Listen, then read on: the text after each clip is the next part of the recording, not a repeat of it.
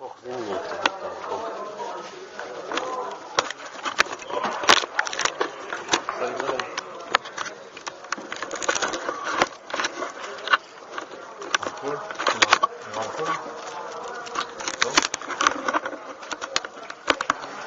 je reprends, je continue. Ne me dites pas, ce chiot-là, je tiens à ce chiot. Après, heureusement, c'est de la chance. Vous avez vu la lumière, vous êtes rentré. Hein? Vous avez vu la lumière, vous êtes rentré. J'ai que... Ah, il faut refaire faire sa mouche, il est pas là, donc il est dedans.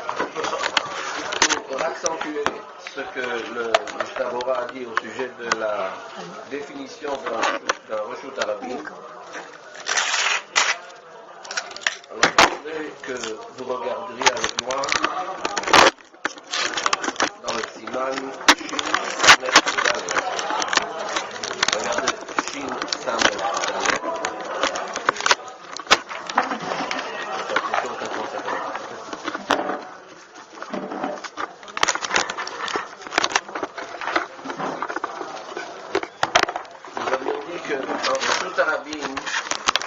On ne peut pas le transformer en reshut hayachid avec des portes. On ne peut pas transformer un reshut arabim avec un tsurat kapetach, avec deux poteaux verticaux et un autre horizontal sur ces deux-là, comme la forme d'un petach, la forme d'une porte. Ceci ne suffirait que lorsqu'il s'agit d'un carmélite. Mais lorsqu'il s'agit d'un reshut arabim, on ne peut pas fermer un reshut arabim avec un colocapé. Alors, sur ces portes, mais par contre, avec les portes, oui. Nous avions dit que sur ces portes-là, il y a une marque, il y a des discussions dans les Rishonim. Est-ce que ces portes doivent être fermées tous les soirs ou aptes à être fermées, mais je n'ai pas besoin pratiquement de les fermer. Alors, qu'est-ce qu'il y a dans le Siman Shin Samer Dalet Saif Bet, reshut arabim, Atma, je l'ai dans le Shulchan Aruch, reshut arabim Atma, ena miteret, ela bitlatot, Shulchan Aruch Shin Samer Dalet Saif Bet, le reshut arabim ne peut être permis qu'on puisse transporter dans cet endroit-là, ela bitlatot, qu'avec des portes, mais à la condition chez min alot balayla. Il faut qu'elle soit fermée. Ça c'est la chita du Rif, la chita du Roche. Mais par contre, le Rambam, lui, c'est la seconde opinion que le Shulchan Aruch cite, et il nous dit veillez shomrim afal pi she'enan min alot. Même si pratiquement, effectivement, ils ne sont pas fermés, néanmoins, sarich sheyu reuyot linay. Ceci à l'encontre que si Mayu Meshuka Olveafar, si ces portes-là se sont affaissées, enfoncées dans la terre, et que donc c'est impossible de fermer la porte, c'est comme si qu'elles n'existaient pas. On dit voilà, il y a des portes, elles ne servent à rien du tout. Il faudra donc déblayer tout ce sable, etc., pour pouvoir avoir la faculté de fermer les portes. Mais on n'a pas besoin de les fermer pratiquement. Ça, c'est l'opinion du Rambam. D'accord? Et à la fin du Shulchan Aruch, il nous dit et après qu'il ait fait cet arrangement-là d'installer des portes, à ce moment-là, cet endroit-là, ce grand endroit-là qui jusqu'à présent avait le titre de reshut arabim, Hashuva Kula Kehatzer Achat. Ça sera comme une très très grande cour où il y a plusieurs locataires qui habitent, plusieurs gens qui habitent. Et à ce moment-là, il faudra faire un petit coup de Hiruf Hatzerot qu'on apprendra plus tard. Maintenant, regardez le Biur Halakha. Quand on parle de porte, c'est des portes qui sont en bâton, donc deux portes. Deux portes. C'est pas une porte Porte comme ça, fermée. C'est pas des portes qui glissent. Une porte. Ah d'accord. C'est obstrué, ça permet pas de Vous pouvez fermer d'une façon glissante ou d'une façon battante. On n'a pas d'avance. C'est pas d'autre. Regardez le Biur Halakha. Ve'achar she'asala dlatot, hine mevu'ar Biur Halakha. מבנה מבואר בסעיף זה, ברשות הרבים, בהדלתות, לכו לי אמר. Tout le monde est d'accord, aussi bien le Rambam, la plus forte dans le Rif et le Roche, tous nécessitent des portes, mamage des portes, mamage, le Koulian ou le Deaka Maïtaï, d'après la première réunion, ça ne suffit pas seulement qu'il y ait des portes, mais Tzarich Lin'ol. Je vous avais cité la citation de Rabbi Yochanan dans le traité talmudique dans Maseret Terumit, d'Avar, où Rabbi Yochanan disait Yerushalayim, il m'allait דלתותיה נעולות בלילה, הייתי חייב משום רשות הרבים. Et donc que les portes, on les ferme. Je parle de l'ancien Yerushalayim, et dans la Shariafo, Shachem, il y avait des grands portails.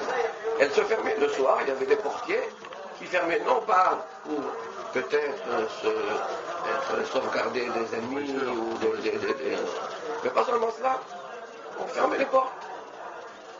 Et à ce moment-là, Yerushalayim, tout l'endroit à l'intérieur, n'était plus un rejou d'Arabie. Mais sans cela, on aurait été Chayav.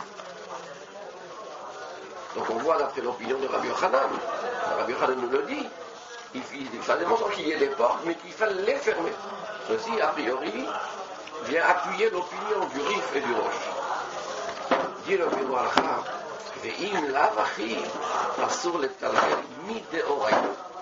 Si on n'a pas installé ces portes-là et on ne les a pas fermées, d'après la première opinion, cet endroit c'est un Reshut d'Arabie Minatora, et celui qui fait sortir un objet du Reshut d'Ayachid à cet endroit-là, c'est un Issour de Horaïta. Un Issour de la Torah, c'est une des 39 mélanges. D'après la seconde opinion, Dai Bereouyot, Linol, ça suffit qu'elle soit apte à être fermée. Mais Inken pose la question, le Chavetz Chaim, le Mishnah doit cacher. על מנהג העולם שמסתפקים בצורת הפתח ברשות הרבים. Regardez, autour de Bnei Brak, on installe à la fin de Rabbi Akiva des poteaux avec un fil qui est dessus horizontal, qui est sur ces deux poteaux verticaux, et ainsi dans toutes les ouvertures des portes. Et les gens sont métalliques sur la base qu'il y a un Tzorat HaPetach. On dit, leur Chavetz Chaim, je ne comprends pas. Tzorat HaPetach, ça ne suffit pas. Pourquoi? Étant donné qu'un Reshut Arabim, Shiur Rachav, Yud Vav Amar, 16 amot, ou Mefoulash, Misha'ar les Sha'ar, est ouvert aux deux issues, aux deux endroits. Velismoch al Shita, dire que ils s'appuient, c'est ceux qui font la Kula, s'appuient sur l'opinion qui disent que les Didan, l'Etlam de Reshut Arabim, Gam Ken Kashemot, c'est difficile à accepter cette opinion, cette raison. Pourquoi? Qui permet Rov Harishonim Sovrim, Shegam Bedidan, même de nos jours, Ika Reshut Arabim. Voir Mishkerot Yaakov qui allonge sur ce sujet, Veinken, Kacher Ismoch Azeh Be'isur Skila. C'est un Isur Skila. Quelqu'un qui ferait ça volontairement, auquel on lui aurait fait un avertissement de Edim, il serait Chayav Skila. Ve'anachon desomchim al shitat Rambam. Certainement, on va expliquer qu'il s'appuie sur l'opinion du Rambam, qui lui a été pensé comme Rabbi Elazar, de lo aturabim ou mevatle mechitzta. C'est-à-dire que Rabbi Elazar dit que quel est le problème? Il y a un Tzorat HaPetach. Pourquoi ce ne serait pas bien? Tzorat HaPetach, c'est comme une porte. Pourquoi pas? Ça le digne d'une porte. Donc on a besoin vraiment que ce soit vraiment fermé. On a besoin d'être protégé, d'être le problème. Si ça le digne de porte, si ça n'a pas le digne de porte, ça ne vaut rien du tout pour personne. Et si ça le digne de porte, pourquoi ça ne marchait pas? Parce que les rabbins, le public, le tibour, quand la foule, elle marche, elle piétine et elle passe à travers cet endroit ouvert, annule cette mechitza tout en passant. Arabim ouvrim, mais vatlem et la mechitza. Comme s'il n'existait pas. Ceci, il y a une marloquette au sujet dans le Seret Eruvin, dans le seul Pérec, dans le Pérec qui s'appelle Osim Biraot, il y a une marloquette entre Rabbi Elazar et Chachamim. Vous savez que les nés Israël, lorsqu'ils montaient à Yerushalayim, pendant les 3 fêtes, ils avaient leur montagne également. Il fallait leur donner à boire. Maintenant, parfois, quand ils partaient 2 semaines ou 3 semaines depuis le nord pour arriver, depuis le sud pour arriver à Yerushalayim, Donc ils arrivaient par des montagnes pour raccourcir le chemin, etc. Alors quand ils arrivaient dans des endroits où il y avait donc les Shishim Ribo et des endroits qui avaient des routes qui avaient la largeur de 16 amas, ils devaient abreuver leur bétail. Pour abreuver leur bétail, il y avait des puits. Mais dans le puits, on a appris la semaine dernière que s'il y a une profondeur de 10 farines et une largeur de 4 farines, ça le dit de Reshut Hayachid. Dehors, à l'extérieur, c'est Reshut Harabim. Maintenant, eux, ils rentrent, ils pénètrent leur seau, ils prennent de l'eau, ils le sortent, ils donnent à boire aux animaux. Donc ils font mamash, la melacha classique, claire et nette, Holza du Reshut Hayachid au Reshut Harabim. D'un endroit à un autre. Donc ils se les comment ça se fait? Alors la Gemara dit qu'ils construisaient des biraot. Il y avait 2 mechitzot d'une âme à chacune, en forme d'équerre. Une, deux, une, deux, une, deux, et une. Et le puits était au milieu. Tout ça, c'était des choses. Et alors, cet amas, combien il y avait entre les deux, ces deux équerres, combien il y avait? Il y avait 13 amot et un tiers. Pourquoi 13? Parce qu'une charrue, un char avec ces deux, il y avait la place pour vous deux. Un qui venait de ce côté, l'autre qui venait de l'autre côté, pour qu'ils puissent passer. Alors Rabbi Lazar il dit, à quoi ça sert? Ati Rabim, ou me battre la mechitza. Avec ça, tu veux considérer ça comme un endroit, c'est comme dans Rosh Hashanah, comme si tu avais 4 mechitzot shlemot entières. Donc si c'est un rendement Rosh Hashanah, je n'ai pas de problème. Je fais rentrer la vache, je fais rentrer le bœuf, et je lui donne à boire.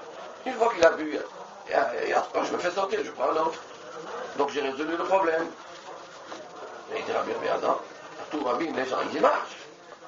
Et quand ils foulent à travers entre ces équerres-là, ils sont mévatlines, ça mérite ça. Quand il y a une porte, je rentre, je referme la porte est là, on n'a pas été mévatlin, la mérite ça. La porte elle est là. Donc, dit ici, je répète, le Biur Halakha qui dit,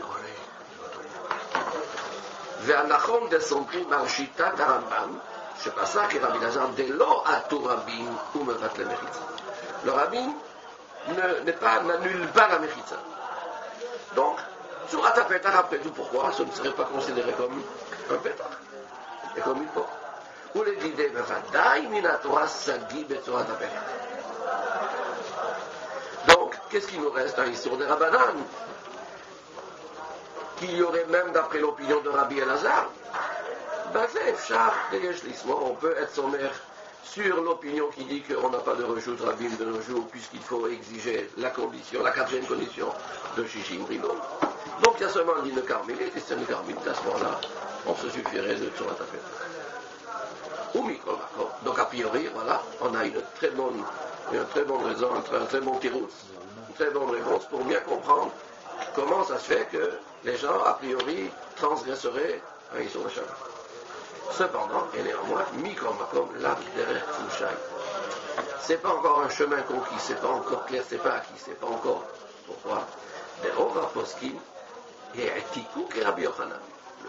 Celui que je viens de citer tout à l'heure, dans la Maseret Péroline, qui dit que des belot de la tot ne'ulot, sans les portes fermées, mamash, yesh chiyuf hatat. Et ce Rabbi Yochanan, c'est un amora sur lequel, on n'a pas vu de machlok dans la Gemara, quelqu'un qui discuterait sur l'opinion de Rabbi Yochanan. Vegam, kulazou, de en reshut harabim beloshin, qu'on n'a pas de reshut harabim sans la condition de shishim ribo. C'est pas évident. Pourquoi? Parce que harbe rishonim pligué à la, comme on a cité hier, il y avait une douzaine de rishonim qui discutent là-dessus.